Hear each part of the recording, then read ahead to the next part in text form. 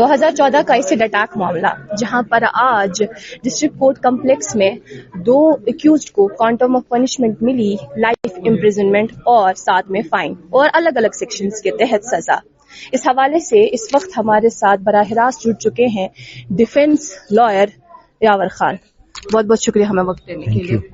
ہمیں بتائیے گا جس طرح کی آج کوانٹم آف پنشمنٹ کے حوالے سے ڈیسیجن سنایا گیا آنریبل جسٹس نے، ہمیں بتائیے گا ہمارے ناظرین کو کہ کیا کیا ہے سیکشنز کے تحت پنشمنٹ جو دی گئی وہ کیا ہے؟ دیکھیے، جو پرسوں جج صاحب نے ان کو کنوکٹ کیا تھا تو اس کے بعد انہوں نے رکھا تھا یہ آرگومنٹس آن کوانٹم، تو ہم نے آرگومنٹس اپنے ایڈوانس کیے، تو پروسیکیوشن کی طرف سے بھی وکیل صاحب نے اپنے آرگومنٹس ایڈوانس کیے تھے، تو اس کے بعد جو کوانٹم آف پنشمنٹ کیا ہونا چاہیے اس کے لیے جج صاحب نے آج رکھا تھا۔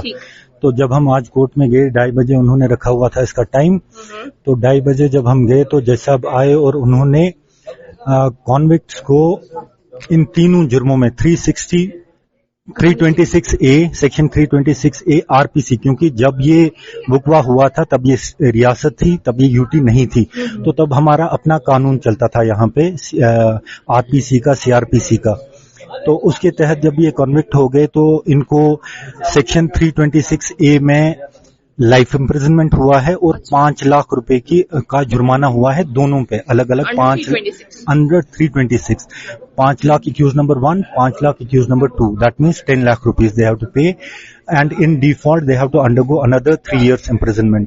That is one. Second, انہوں نے 120B میں ان کو 10 سال کی سزا دی ہے جج صاحب نے، اور اس میں 10,000 روپے کا فردر فائن ہوا ہے ان کو، 10,000 روپے ایچ۔ اچھا، یہ ایک نہیں، مطلب 10,000 روپے 120B میں اور 10 سال کی سزا، that means life for 326A، 10 years for 120B and 10,000 and 3 years for this 201 that is disappearance of evidence, right؟ اور اس میں الگ سے میرے خیال سے 3,000 روپے کا فائن ہوا ہے جی، نہیں 25,000 120B میں اور 10,000 کا ڈسپیئرنس 201 میں ہوا ہے۔ تو یہ ہے مطلب جو جج صاحب نے آج بولا کہ جو quantum of punishment.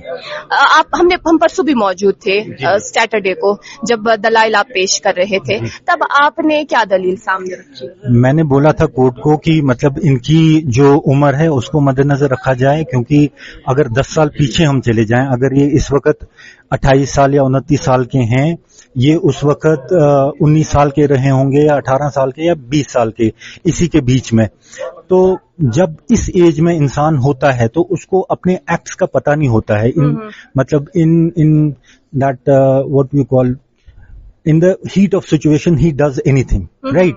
So he is not in a position to encompass what will ensue if he is going to do something like this. So اس چیز کا ان کو بینیفٹ ملنا چاہیے۔ دوسرا میں نے یہ کہا تھا کہ یہ جو ہمارا کرمنل جسٹس سسٹم ہے وہ فرام ریٹریبیوشن، مطلب پہلے زمانے میں کیا ہوتا تھا، اگر کسی نے کسی کی آنکھ پھوڑ دی تو اس کی بھی آنکھ پھوڑ دو، تو اس حساب سے حساب برابر ہو جاتا تھا۔ لیکن پھر کیا ہوا کہ ڈیٹرنس ایک تھیوری آ گئی کہ نہیں جی، مطلب سوسائٹی کو ڈیٹر ہونا چاہیے، اگر کوئی غلط کرتا ہے، یہ جو چیز ہے eye for an eye tooth for an tooth, یہ غلط ہے، اس لیے ہمیں چاہیے کہ سوسائٹی میں جس میں بھی یہ ایسا کوئی ایلیمنٹ ہو وہ ایسا نہ کرے، اس کا جو اندر کا جو ایلیمنٹ ہے، کرمنل ایلیمنٹ ہے، وہ دبنا چاہیے۔ تو وہ ڈیٹرنٹ تھیوری کے بعد پھر ہم چلے گئے ریفارمیٹو تھیوری پہ، جو اس وقت کیا کہتے ہیں لاگو ہے، یا مطلب بہت سارے کرمنل جسٹس سسٹمز جو دنیا میں ہیں، مے بی ویسٹ میں زیادہ ہے، یہاں ابھی اس کا اتنا نہیں ہے۔ تو اس میں یہ ہوتا ہے کہ آپ ریفارمیشن کرتے ہیں، you work out on the criminal. سو میں نے یہ کہا تھا کہ یہ چھوٹی ایج کے تھے، ان کو نہیں پتا تھا، اگر ہم ان پہ ورک آؤٹ کریں گے شاید، چلو کورٹ نے ان کو کنوکٹ کر دیا ہے لیکن ان کو لیسر پنشمنٹ ملنا چاہیے، زیادہ پنشمنٹ نہیں ملنا چاہیے، کیونکہ چھوٹے تھے، ابھی بھی یہ سوسائٹی کو کچھ دے سکتے ہیں۔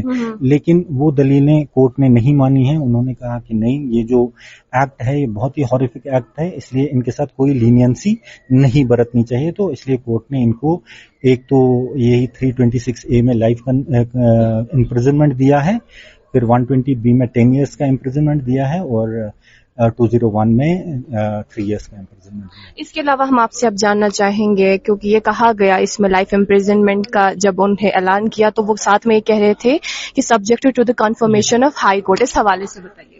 جو ہماری ریاست تھی, ریاست جموں و کشمیر, جو اب ریاست نہیں ہے, یوٹی بن چکی ہے, تب جو ہمارا قانون لاگو تھا یہاں پہ, جب بھی کسی انسان کو کورٹ کنوکٹ کرتا ہے لائف امپریزنمنٹ کے لیے یا ڈیتھ پینلٹی کے لیے, تو وہ اپسو فیکٹو افیکٹ نہیں لیتا جب تک کہ ہائی کورٹ یہ اس کو کنفرم نہ کرے in terms of section 374 CRPC which was applicable earlier. Not this time, since at present this central CRPC is applicable. In that there is no confirmation is needed for life imprisonment, though for death penalty it is there. لیکن جو ہمارا جو CRPC تھا جو applicable تھا اس میں جب تک کہ ہائی کورٹ کنفرم نہ کرے لائف سینٹینس یا ڈیتھ پینلٹی تب تک وہ ایگزیکیوٹ نہیں ہوگا. نیکسٹ اسٹیپ کیا ہوگا آپ کا؟ We'll analyze this judgment. We are going to analyze the judgment and we'll weigh our options, whatever we will do. I feel that we are going to go for appeal. Given the evidence which I know, I feel there is scope for, if not acquittal, but for this lessening down of this. ہم نے بیچ میں ایک لفظ سنا regress punishment کا, کیا مقصد ہے اور کیا مطلب ہے اس کا؟ Rigorous punishment would mean that they are not going to sit idle, they will be made to work there. That is rigorous imprisonment. So they have to work there. Hard labor جسے کہتے ہیں, جیسے ہم نے فلموں میں دیکھا ہوگا وہ چٹانیں توڑتے ہیں یا اور کوئی کام کرتے ہیں, تو it is like that. They are not sitting ducks or sitting idle there in the jail. اب ایز ڈیفینس لائر آپ اس حوالے سے اب مزید آگے اس کو ہائی کورٹ میں ہی چیلنج کریں؟ ایبسلیوٹلی, یہ ہائی کورٹ میں ہی جائے گا معاملہ, تو ڈویژن بینچ سنے گا, کیونکہ جو 10 سال کے اوپر معاملے ہوتے ہیں جس میں 10 سال سے اوپر سزا ملتی ہے تو وہ سنگل بینچ نہیں سنتا, وہ ڈویژن بینچ سنتا ہے. تو ہم اپیل کریں گے اس میں انشاءاللہ. اس کے علاوہ جو یہ 9 سال ہم نے دیکھے, کیونکہ ایک دہائی کا وقت اب ہوا ہے اس کیس کو, اس معاملے کو, تو کیا یہ 9-10 سال کنسیڈر نہیں ہوتے ہیں اس میں؟ بالکل ہوں گے, بالکل ہوں گے, اس میں کنسیڈر ہوں گے. لیکن جب لائف آپ کے ہائی کورٹ نے کہا ہے it is rest of the natural life, so it would mean they are not going to come out before they die. So the government has the power to consider it after 14 years. But if the government doesn't consider it, so they have to spend rest of their life in the jail, which I think is harsh.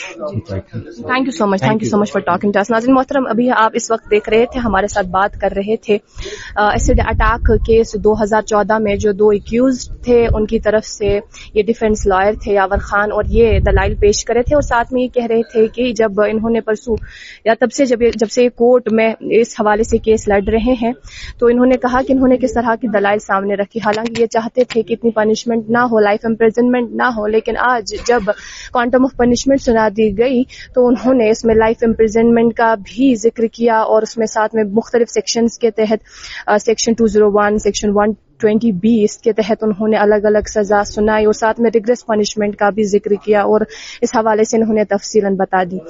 ہم آپ کو یہ یاد دہانی کرانا چاہیں گے, 2014 میں ایسڈ اٹیک ہوا تھا ایک لڑکی پر جو کشمیر لا کالج نوشہرہ میں زیر تعلیم تھی, تب 8th سیمسٹر میں تھی اور کالج سے باہر آ رہی تھی, تو اس پر ایک ماروتی کار سامنے رکتی ہے, اس میں سے 2 بندے ہوتے ہیں, 2 بندوں میں سے ایک بندہ اس پر ایسڈ چھڑکتا ہے, اور اس کے بعد اس کی شکل کے ساتھ اس کا پورا وجود ہل جاتا ہے, پورا وجود ہی مٹ جاتا ہے. تو اس کے بعد اب جب کیس اس حوالے سے انویسٹیگیشن بھی چلتی رہی اور ساتھ میں وکٹم کا علاج بھی چلتا رہا, 11 سرجری سے اسے گزرنا پڑا, اور پھر اس کے بعد 48 وٹنسز کو پوری طرح سے انویسٹیگیٹ کیا گیا, اور آج تقریباً 9 سالوں کے بعد, ہم یوں کہہ سکتے ہیں کہ ایک دہائی کے بعد کوانٹم آف پنشمنٹ دی گئی 2 ایکیوزڈ کے خلاف, لائف امپریزنمنٹ اور ساتھ میں ریگریس پنشمنٹ کے ساتھ ساتھ فائن بھی. ابھی کے لیے اتنا ہی.